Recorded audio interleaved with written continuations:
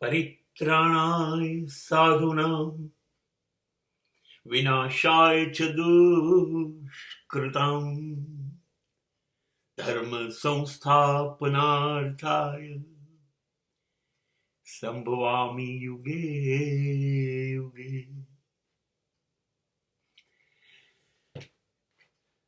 કર્મણ્યવાધિકારસ્તે મા ફલેષુ કદાચન. યુદ્ધ નથી કરવો કૃષ્ણ મારે, એવું બોલનારા અર્જુન પાસે ગાંડીવ ઉચકાવે છે અને કુરુ વંશનો નાશ કરાવે છે અને ધર્મરાજ પાસે ધર્મ નું રાજ્યની સ્થાપના કરાવે છે. આ કૃષ્ણ છે. જેલમાંથી નીકળીને જે યાત્રા શરૂ કરે છે એ સોનાની દ્વારકામાં સમાપ્ત કરે છે. કુરુક્ષેત્રના વિજય બાદ આ કૃષ્ણ જીવન છે. સિદ્ધિઓ ગણીએ તો શ્રેષ્ઠતમ છે.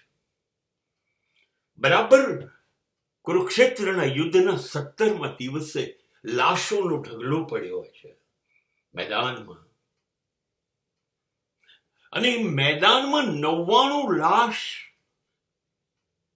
ધૃતરાષ્ટ્ર અને ગાંધારીના 99 પુત્ર હોય છે.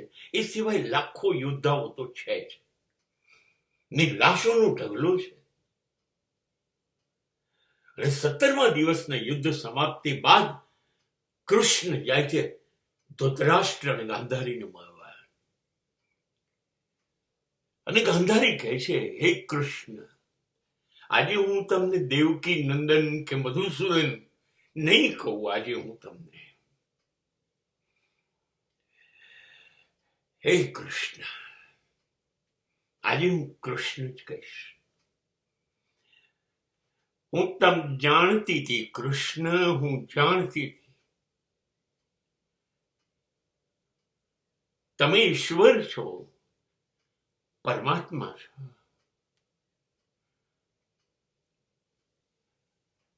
મને બહુ મોટી આશા હતી કૃષ્ણ.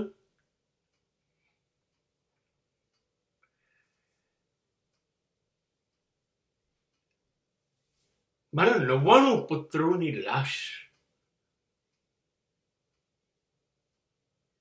માં 100મો પુત્ર પણ તમારો મૃત્યુ પામ્યો, સૌથી જ્યેષ્ઠ. એ કોણ કૃષ્ણ? ધૃતરાષ્ટ્ર અને ગાંધારી ચમકી ઉઠે છે. શું દુર્યોધન પણ મરી ગયો કૃષ્ણ? નહીં માં,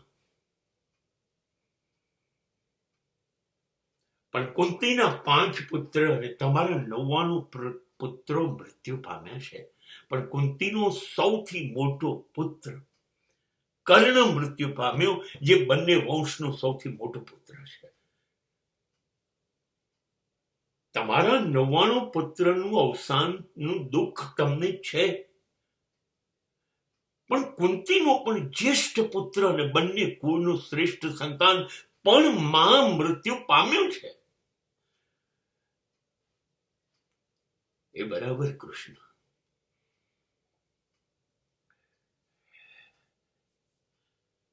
પણ મારા 100મા પુત્ર દુર્યોધનનું માં એ ખબર પણ ગમે ત્યારે તમારી પાસે આવી જશે.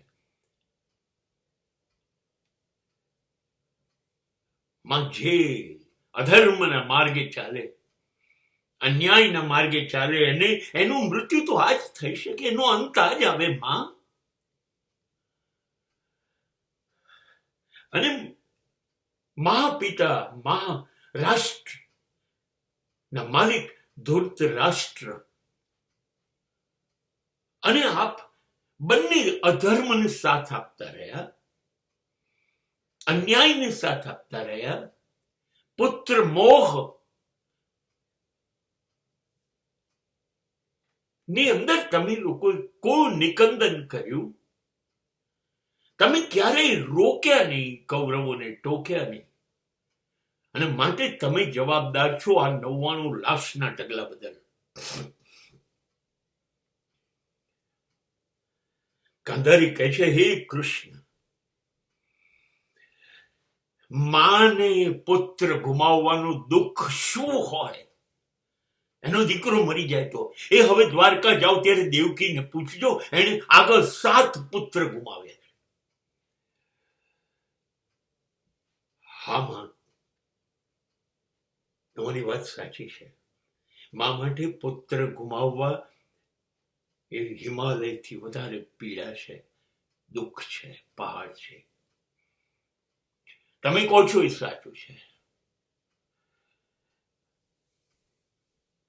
હે કૃષ્ણ, તમે પરમાત્મા છો. તમે ધાર્યું હોત તો તમે યુદ્ધ રોકી શક્યા હોત અને લાખોની જાનહાનિ તમે બચાવી શક્યા હોત. કૃષ્ણ, તમે એવું કેમ ના કર્યું?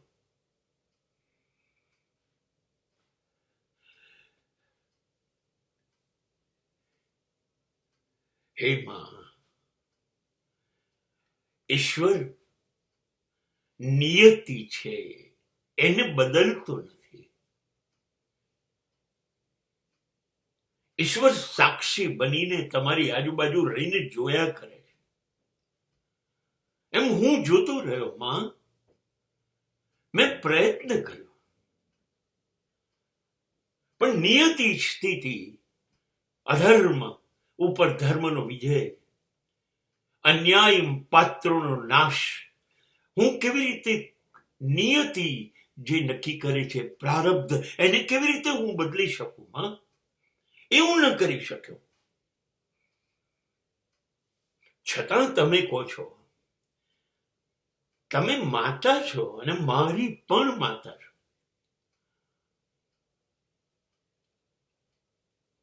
તમે કહો છો હું કરી શકત,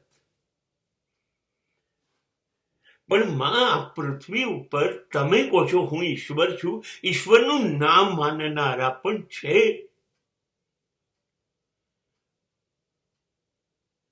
હું શું કરી શકું માં?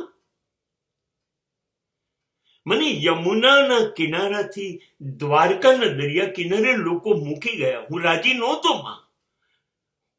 હું ચૂપચાપ જતો રહ્યો. એવી રીતે મેં ચૂપચાપ કહ્યું, છતાં ન માન્યા તો મેં યુદ્ધ જોયા કર્યું.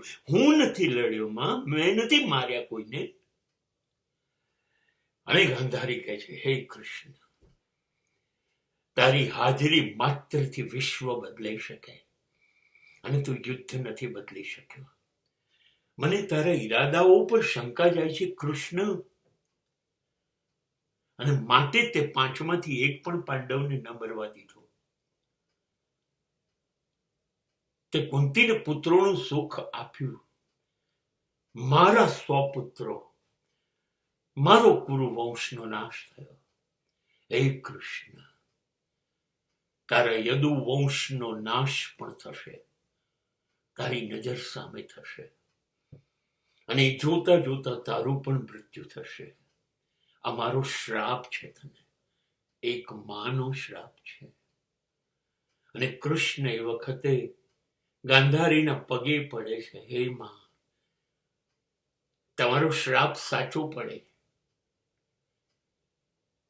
અને હું એ પીડા ભોગવું, મને મંજૂર છે. અને બરાબર એ યુદ્ધ પત્યાને 26 વર્ષ બાદ યાદવો અંદર અંદર લડીને કૃષ્ણની નજર સામે મૃત્યુ પામ્યા. અને કૃષ્ણ ત્યારે એક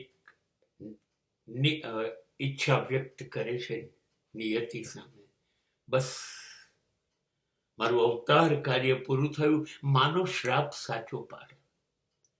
અને એક પારધી બાણ મારે છે, અને એ જ સમયે કૃષ્ણનું અવસાન થાય છે. આ મથુરાથી નીકળેલી એક ભવ્ય યાત્રા ગોકુળ વૃંદાવન થઈ અને દ્વારકાના કિનારે અસ્ત પામે છે. યદુવંશનો અસ્ત, કૃષ્ણનું મૃત્યુ સહન નથી કરી શકતી દ્વારકાની ભૂમિ. અને આખી દ્વારકા સોનાની હોય, કૃષ્ણએ સ્થાપ્યું તો શું છે, દરિયો ડુબાડીને નામ શેષ કરી નાખે છે. આ છે માના શ્રાપની અસર.